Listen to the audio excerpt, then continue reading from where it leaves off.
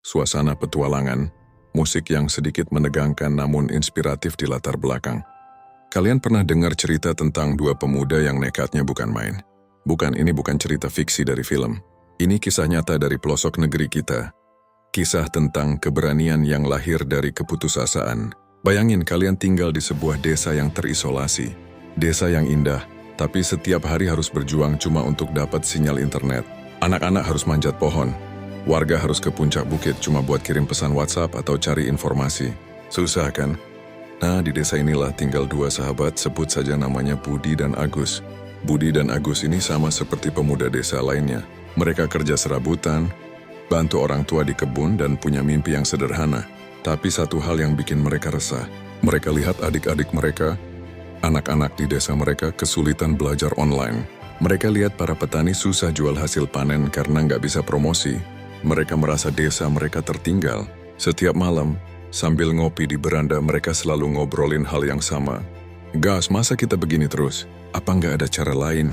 kata Budi. Agus cuma bisa menghela napas. "Mau gimana lagi, Bud? Pemerintah mungkin lupa sama kita." Sampai suatu hari Budi datang dengan ide gila. "Gus, aku dengar di kota kecamatan ada pelatihan bikin jaringan internet mandiri. Gimana kalau kita ke sana?" Agus hampir tersedak kopinya. "Kamu gila. Jaraknya puluhan kilometer, jalanan rusak lewat hutan. Pakai motor butut kita, belum lagi biayanya dari mana?" Tapi sorot mata Budi penuh keyakinan. "Kita harus coba, Gus. Kalau bukan kita, siapa lagi? Ini bukan cuma buat kita, tapi buat semua orang di desa." Singkat cerita, dengan tekad baja dan uang patungan seadanya mereka berangkat. Perjalanan mereka itu drama banget. Motor mogok di tengah hutan, ban bocor, kehujanan, bahkan hampir tersesat. Mereka cuma bekal nasi bungkus dan air minum. Jujur, di tengah jalan Agus sempat mau menyerah. Tapi Budi terus menyemangati, "Ayo Gus, ingat anak-anak di desa, sedikit lagi." Setelah 3 hari perjalanan yang melelahkan, mereka akhirnya sampai di kota. Mereka ikut pelatihan itu dengan serius, mencatat setiap detail, bertanya tanpa henti. Orang-orang di sana sampai kagum melihat semangat mereka. Setelah seminggu mereka pulang, bukan dengan tangan kosong. Mereka bawa pulang ilmu, harapan, dan beberapa peralatan bekas yang mereka beli dengan sisa uang mereka.